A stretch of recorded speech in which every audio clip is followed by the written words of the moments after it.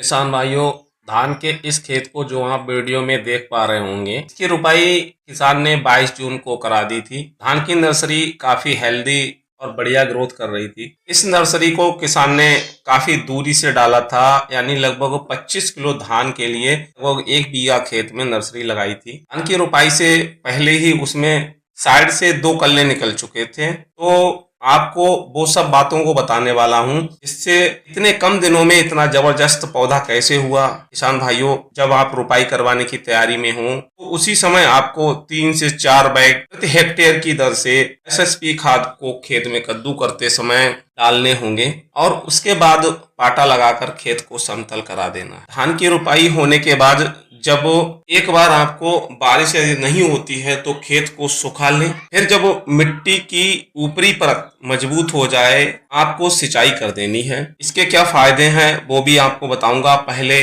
अब बात कर लेते हैं कि धान में दूसरी खाद यानी नाइट्रोजन डालने के साथ साथ कौन कौन से ऐसे फर्टिलाइजर डालने हैं। देखिए किसान भाइयों, जब आप यूरिया डालने जा रहे हैं तो आपको सबसे पहले तो पूरे खेत में 3 से 4 इंच तक पानी का भराव कर लेना है। फिर किसान भाइयों, 1 एकड़ खेत के लिए आप 1 बोरा यूरिया यानी लगभग 40 से 45 किलोग्राम यूरिया ले ले। और इसके साथ जो इस टाइम पर खरपतवारों का जर्मिनेशन भी शुरू हो चुका होता है, उनके लिए भी आगे बताऊंगा। तो अब आपको 80% वाली 7 से 8 किलो तक सल्फर ले लेनी है। भाई अगर आप सल्फेट वाले मिक्सचर खाद डालने जा रहे हैं तो आपको 5 किलो तक सल्फर डालने की जरूरत। किसान भाइयों, यदि आपका धान जो कलर है वो गहरा हरे रंग का नहीं है तो दूसरा ऑप्शन में आपके पास मैग्नीशियम सल्फेट को 6 किलो तक ले लेना है। मैग्नीशियम से आपके धान के पौधों में हरापन आएगा, साथ ही साथ जो पत्तियां हैं वो चौड़ी होंगी, स्वस्थ नजर आएंगी, जिससे पौधों में क्लोरोफिल की मात्रा बढ़ेगी। पौधे जो हैं वो भोजन अच्छे से बनाएंगे। यूरिया हो गया, सल्फर हो गया, मैग्नीशियम हो गया। चौथी खाद में आपको इन्हीं के साथ मिलानी है वो है ह्यूमिक एसिड। किसान भाइयों, ह्यूमिक एसिड यानी जो जाइम जिसे बोलते हैं, वो किसी भी हमारी फसल में पल्लों के फुटाव के लिए बहुत जरूरी है। उसे हमें किसी भी फसल में शुरुआती अवस्था में फसलों में जरूर डालना चाहिए।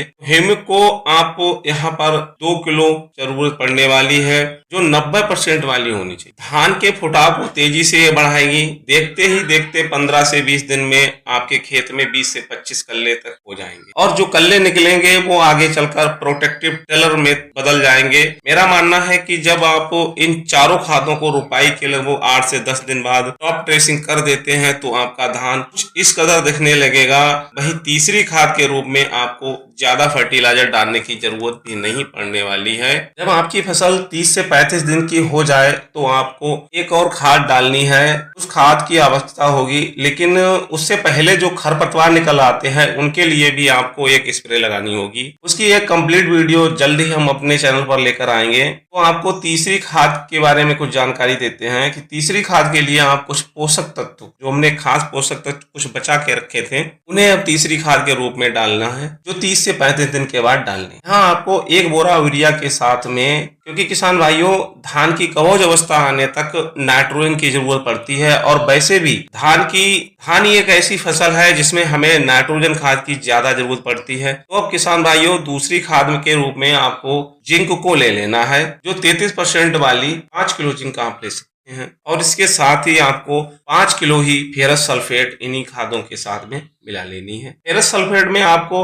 यानी आयरन मिल जाता है। वैसे तो आयरन की जरूरत ज्यादा नहीं पड़ती है, लेकिन कभी कभी धान में पीलापन आ जाता है, झुलसा रोग आ जाता है, तो उसके लिए जो जड़ों की समस्या बन जाती है तो आपको 1 पैकेट प्रति एकड़ से हर्टेरा या बटाको भी ले लेना है, जो जड़ और तने संबंधी जो सुंडी को आसानी से कंट्रोल कर लेता है। अब किसान भाइयों, जो हमने पहले रुपाई के बाद खेत की नमी कम करने की बात कही थी, उसके फायदे क्या हैं वो भी जान ले। जब आप खेत का कद्दू करते हैं तो आपको गहराई तक मिट्टी जो है वो नरम हो जाती है और रुपाई के समय पौधा अधिक गहराई में अगर लग जाता है तो जब वो अधिक गहराई में खाद या पोषक तत्व पौधों तक नहीं पहुंच पाते हैं या जड़ों में नीमोटेड कभी कभी बन जाता है, तो ये इसी कंडीशन में ये सब तैयार हो जाता है। यही लंबे समय तक खेत में पानी का भराव रहता है और आप नीचे जमीन में किसी भी कीटनाशक का प्रयोग नहीं करते हैं तो ये तैयार हो जाता है। तो यहाँ आपको कुछ कद्दू करते समय ऐसे फर्टिलाइजर डालने हैं, ऐसे